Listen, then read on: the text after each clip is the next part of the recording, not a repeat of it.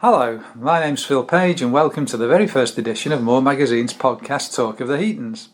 Each month I'll be interviewing someone who lives in the Heatons, exploring their memories of living here, projects they may be developing, contributions they make to our community, and of course, what it's like to live and work in one of South Manchester's most popular suburbs. Today I'll be interviewing local photographer Peter Adamson about his current projects and what inspires him to get out and about with his camera. But fittingly for our first edition, I have with me Moor Magazine's owner Steve Howarth. Where did the idea for the magazine come from? Well, the initial idea for the magazine came from a very early Heaton Traders Association meeting. At the time, in 2009, I was still station director at the independent station for Stockport, Imagine FM. It was while working at Imagine that I met a gentleman called Ben Poland. At the time, Ben was the new business development manager for the NatWest in Stockport. And it was him who told me about the Heaton Traders and asked if I'd like to get involved. Surprisingly, the qualification to join the Traders was you had to either own a business or work for a business in SK4. And we were at Regent House, based in Regent House on Heaton Lane, which surprisingly actually falls within SK4.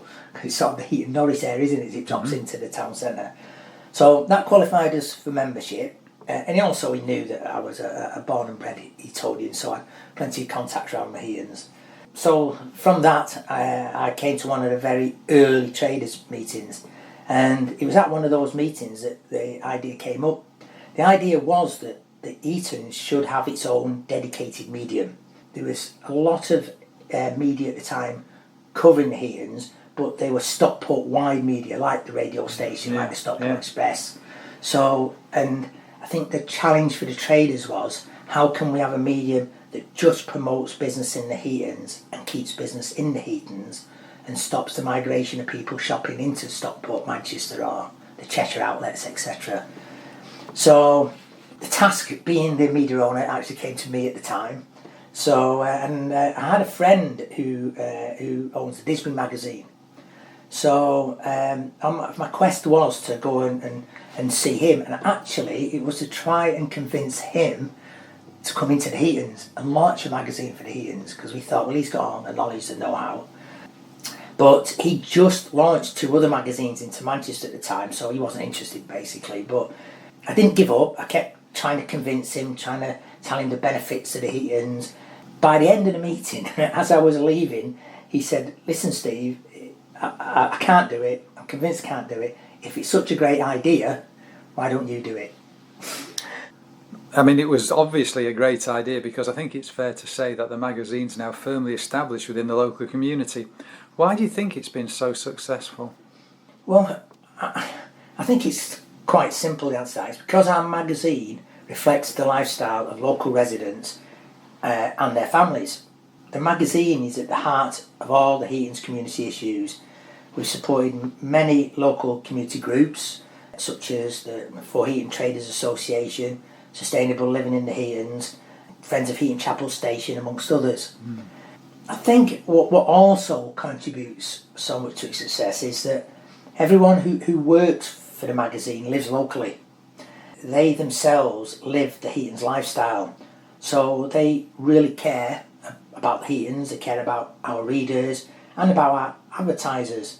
And so between us, we're determined to support local businesses and maintain a vibrant, local, independent high street.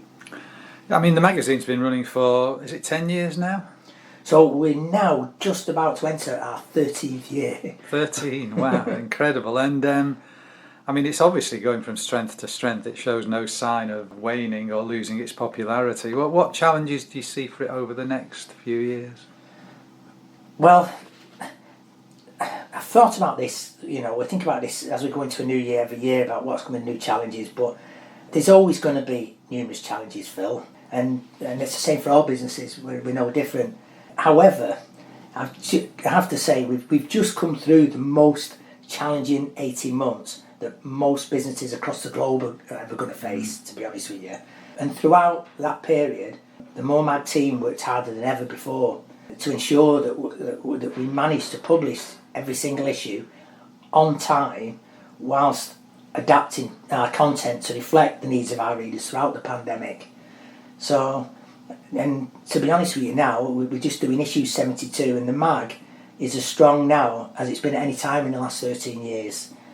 And so I honestly believe that if we can come through the challenges that we've come through the past 18 months and what they've thrown at us, then I think equally we can handle any challenges that are thrown at us in the future. Fantastic. Steve, thanks for talking to me and giving us an insight into how the magazine has become very much a part of Heaton's life. I'm sure that we wish it continued success. And remember, by reading your free copy every 2 months, accessing our Facebook page, downloading our app or tuning into our podcasts, you can keep in touch with everything Heatons, be it work or leisure. My main guest for this edition of Talk of the Heatons is Peter Adamson, who has kindly agreed to talk to us about his interest in photography and his current photographic projects. Peter has lived in the Heatons for nearly 50 years and is well known in our community for his outstanding photography skills. Peter, when did you first start to take an interest in photography? Well, when I was a youngster, my dad, he's always had a camera with him. Wherever we went on lots of holidays throughout Britain, not really abroad. And every Sunday, religiously, went for a hike on the hills. And he always had his camera with him. And he taught me the basics of perspective and all the other things that go with photography. And I took a keen interest. So, after leaving school, my first real job was working in a photography studio. I was employed as a darkroom technician and photographer. Learnt the ropes slowly but surely, and became a darkroom manager. And I got employed by Manchester Evening News to go out taking various photographs for them, including quite a few rock stars and politicians and stuff. And every week they asked me to go and take photographs of unusual places in Manchester, so they could put in the paper each week, where in Manchester is this, and all those were my shots. And you sort of belong to a family of photographers, don't you? Tell us a little bit about their skills as well. Yeah, well, my wife, she's a keen photographer. She clicking away all the time, if not more than me. My daughter, Beth, she went to pre-small school and then went to Notts University studying photography, and she graduated in photography and got a job straight away for the Press Association, working with the Press Association, which took her all over the place, London Fashion Week and lots of sports and football photography. My stepdaughter Charlie, she graduated in filmmaking from Bangor University, and now she lives in Canada, and she's pursuing a job in the film industry, the huge Canadian film industry at the moment, but she's had a bit of bad luck with COVID and everything, but things are getting back on track now. Last year you released a calendar of Heaton's photographs. What was the response to this? Well, that was an interesting little project. People were hinting, well, they were looking at my photographs on Heaton's Facebook group, and they were saying, why don't you make a calendar? So I did a bit of market research, asking people how much they were willing to pay and thinking about how many I should print. I got it all together, and I initially printed 100, but had to reprint 100 twice more because it was so popular, and it went very, very well. I'm very pleased with it. And you've released another one for next year, for 2022. Does this one look as if it's going to be as successful? Yeah, it looks good. A lot of people have bought it already. It's in the shops now, in Blags, and the Flower Basket, and also in Moor Top Post Office. It seems to be selling all right, but the run up to Christmas, it's as last year, I'm hoping more and more people will be buying for presents, etc.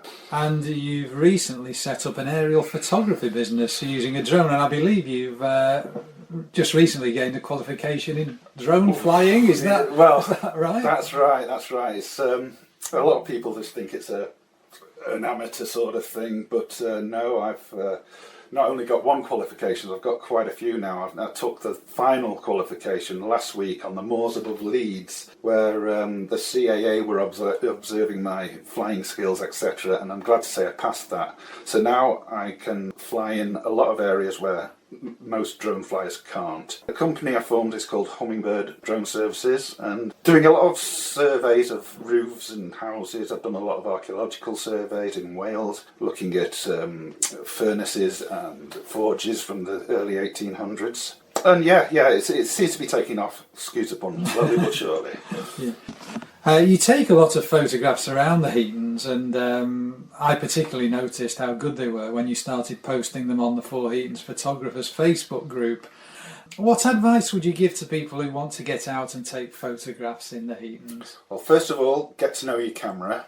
Second, always take a camera with you. I always have a camera by my side wherever I go, day or night. Thirdly, there's plenty of places in the Heatons to take photographs, but try and be a bit ahead of the others. Try and put different angles, unusual perspectives and things like that. They seem to attract people's attention rather than the mundane, straight-on flat shot.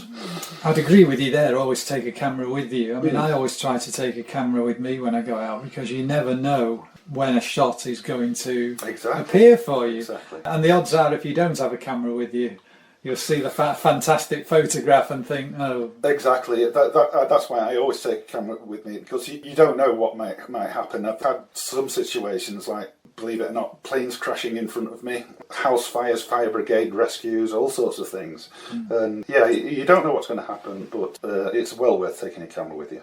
As I mentioned before, you are an active member of the Four Heatons Photographers Facebook group. Yeah. If any of you are interested in photography and live locally, I would recommend that group. It has quite a lot of members, and we have monthly competitions where people can submit the photographs they've taken within a theme.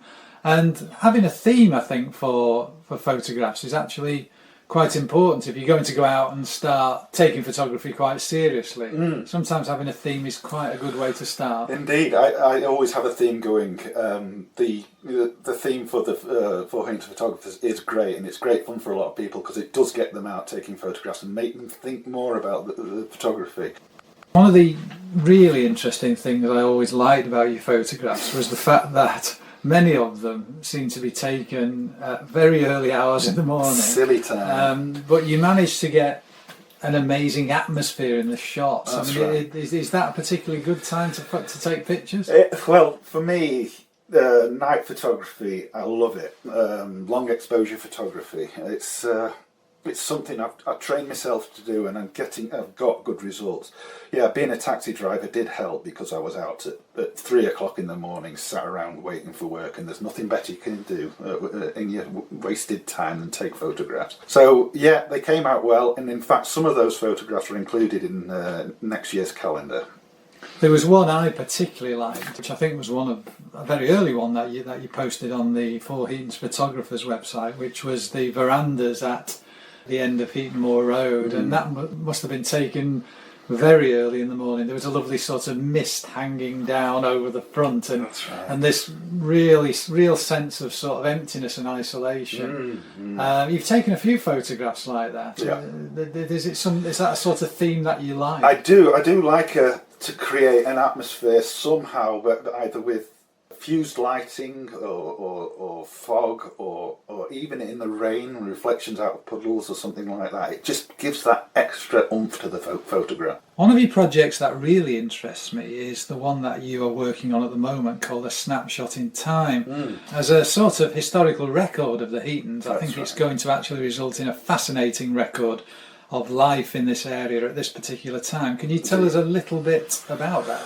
Well, the Snapshot in Time all started from a question I posed on the local Facebook group during lockdown. And all the question was, I've lived in the Heatons so long that I can remember ... And there was a massive response, over 1,000 comments. And I thought to myself, wouldn't it be lovely to have photographs with these comments of what the people were talking about? Well, that's not going to happen.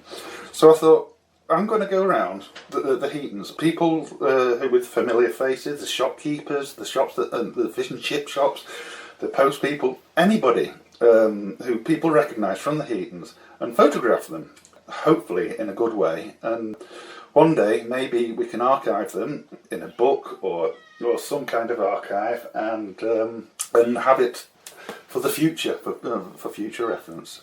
Pete, thanks for coming in and talking to us today. I'm sure if anybody is interested in doing photographs of the Heatons or getting more involved in photography, they can certainly look at your work for inspiration. Thank you. And we wish you all the best luck with your calendar. Thank you very much. And your project of aerial photography, which sounds fascinating. Thank you very much, Phil. It's been a pleasure coming down to talk, and let's hope the calendar and the aerial photography takes off. Thank you.